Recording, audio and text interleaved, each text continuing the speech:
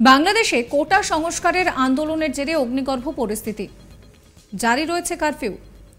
দেখা যাচ্ছে যে সেখানে সেনাদেরকে গুলি চালানোর নির্দেশ দেওয়া হয়েছে, বন্ধ রয়েছে ইন্টারনেট পরিষেবা। এই পরিস্থিতিতে পেট্রাপোল বেনাপোল সীমান্ত, সেখানে বন্ধ রয়েছে বাণিজ্য। বাংলাদেশে আটকে রয়েছে ভারত থেকে যাওয়া শতাধিক ট্রাক। সবথেকে বেশি মুশকিলে পড়েছেন ভিন রাজ্যের চালকরা।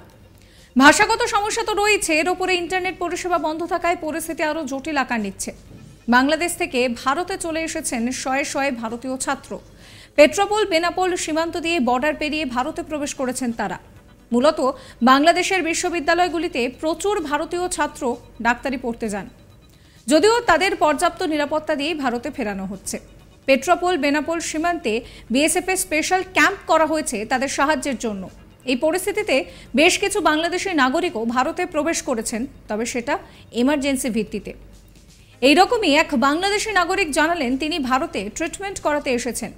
এখনও বাংলাদেশের পরিস্থিতি যথেষ্ট ভয়াবহ। এই নিয়ে আমার কলিগ অনুপম মিশ্রের একটি রিপোর্ট দেখাবো।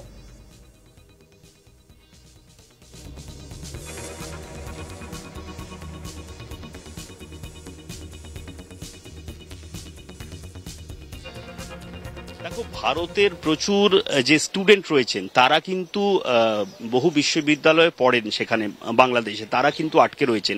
আর প্রায় 5-7 দিন ধরে যেই অবস্থাটা চলছে সেখানে কিন্তু প্রচুর যে স্টুডেন্ট রয়েছেন, ইন্ডিয়ান স্টুডেন্ট, নেপালির স্টুডেন্ট, ভুটানের স্টুডেন্ট, তারা কিন্তু বিভিন্ন বর্ডার থেকে ভারতে আসছেন। আজকেও সকালবেলা প্রায় 6:20 নাগাদ 80 জন ইন্ডিয়ান স্টুডেন্ট তারা এই বর্ডার থেকেই এপারে এসছেন। তাদেরকে সিকিউরিটি দিয়ে বাংলাদেশে যে পুলিশ আছে সে বর্ডার অব্দি ছাড়ছে, তারা তারপরে এই দিকে আসছেন।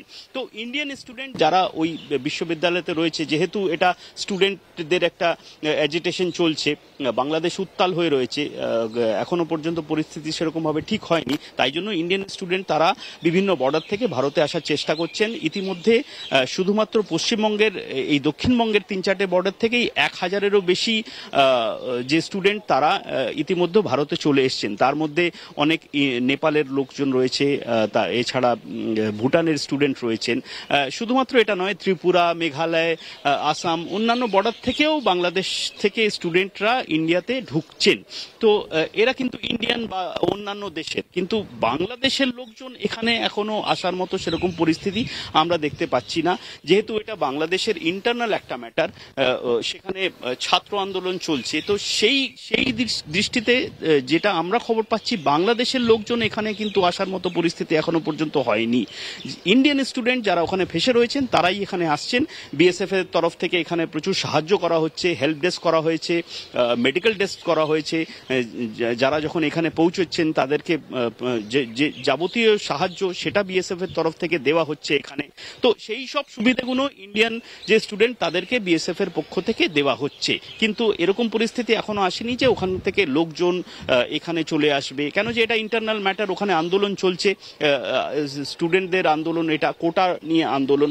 সেই আন্দোলনটা হয়তো যে সুপ্রিম কোর্টের অর্ডার এসছে বাংলাদেশের, সেই ক্ষেত্রে একটু থেমেছে, কিন্তু এখনো পর্যন্ত পুরোপুরিভাবে বন্ধ হয়নি। তো সেই যে পরিস্থিতি রয়েছে, সেই পরিস্থিতিতে এরকম নয় যে বাংলাদেশের লোকজনের উপরে যে এরকম ভাবে অত্যাচার হচ্ছে, সেরকম কিন্তু নয়। এটা একটা ইন্টারনাল ম্যাটার, সেখান থেকে পালিয়ে আসার মতো অবস্থা এখনো কিন্তু বাংলাদেশি লোকজনের হয়নি। বাংলাদেশের নাগরিক তিনি কি বলছেন শোনাবো। मैं अभी ढाका से इमिग्रेशन पे आया, बहुत मुश्किल से आया। ढाका पे कोई गाड़ी नहीं चल रहा है, एक ही बात चल रहा है, वो भाष हम थोड़ा आदमी लेके आया। मेरा पासपोर्ट का वीजा है 29 तारीख में खत्म होने वाला है, मेरे को डॉक्टर दिखाना है, इसलिए मैंने इमरजेंसी इधर आया। क्या स्थिति है ढाका की अभी? ढाका तो बहुत प्रॉब्लम चल रहा है, छात्रों को बहुत मार रहा है, स्टूडेंट को बहुत मार रहा है। कल हमारा सामने 3 स्टूडेंट को गोली करके मारा, वो उधर ही पड़ के बैठा है। इंटरनेट क्या बंद चल रहा है अभी? नहीं, इंटरनेट बैन है, बंद है। इंटरनेट न्यूज सब कुछ बंद है, सब बंद हो गया, सब बंद हो गया। कर्फ्यू चल रहा है, कर्फ्यू चल रहा है। तो आने में काफी दिक्कत हो रही है यहाँ, बहुत मुश्किल से आया, बहुत मुश्किल से। ভারত বাংলাদেশের এই বর্ডারে দেখা মিলল ভারতের এক পোস্টাল আধিকারিকের।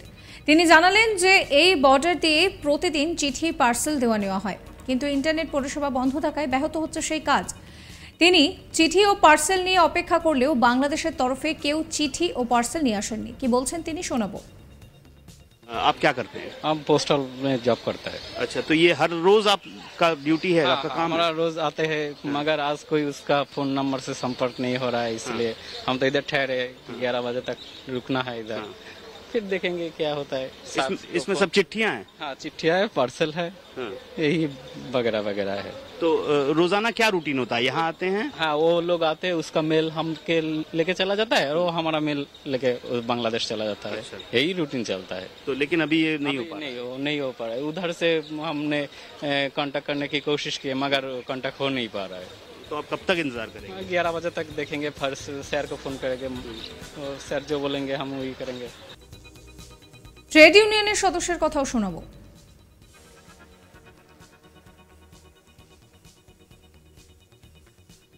বাংলাদেশে প্রায় 250-300 গাড়ি রয়েছে, লোডেড গাড়ি, যে গাড়িটা আমাদের বাংলাদেশে খালি হচ্ছে না। ওদের আভ্যন্তরীণ কিছু প্রবলেম আছে, নিরাপত্তার সমস্যা আমরা ভুগছি।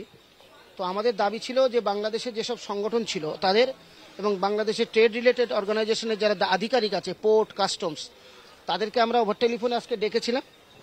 তো তারা সময় দিতে পারেনি বা আসতে পারেনি। হয়রাজ আমাদের ইন্ডিয়ান সাহেবরা সব হাজির হয়েছিল, ইন্ডিয়ান কাস্টম, পোর্ট, তারা হাজির হয়েছিল। আমরা চেয়েছিলাম যে রিয়েল কি আছে সেটা বলা। আর যেহেতু বাংলাদেশের পার্টিকুলার বাইরের যে গাড়ির ড্রাইভারগুলো আছে, আউট অফ বেঙ্গল থেকে যারা এসছে, তাদের খাওয়ারও প্রবলেম আছে, ভাষার প্রবলেম আছে, তাদের অতি দ্রুত খালি করে গাড়িগুলোকে ফেরত পাঠানো। কত গাড়ি সেখানে বাংলাদেশে আটকে রয়েছে? 270 প্লাস আটকে রয়েছে। না আনলোড হচ্ছে, না ফার্দার কোনো প্রসেস করছে। আর সবচেয়ে কষ্ট হচ্ছে অনলাইনে আমরা যোগাযোগ যে করতাম, হোয়াটসঅ্যাপ মেসেজ, সেগুলো আর করতে পারছি না। এই নিয়ে আমার কালিক অনুপম মিশ্রের একটি রিপোর্ট দেখাবো।